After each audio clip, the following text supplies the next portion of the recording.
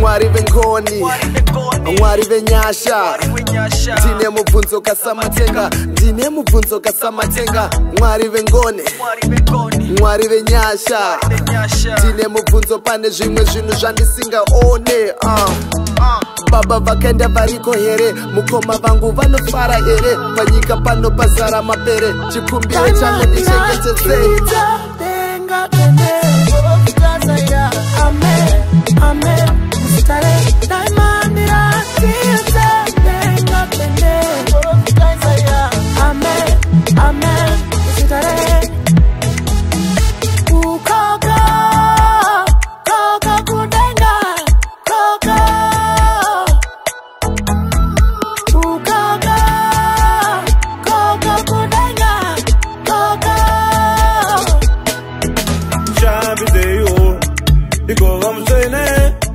Ameri benyo baba Shabi zeyo Iko gamu sene Ameri benyo ishe Dinovi benemi Abana mumwe Dimi shete baba Dinovi benemi Abana mumwe Dimi shete ishe.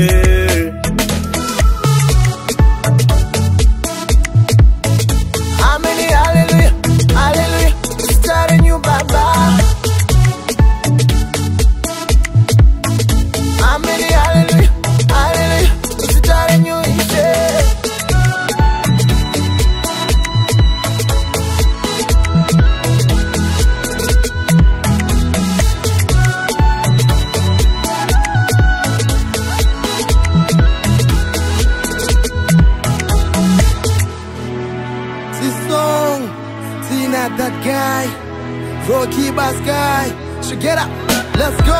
Now, senior lecturer, Joita Basaraki, Marwa to Apozwa.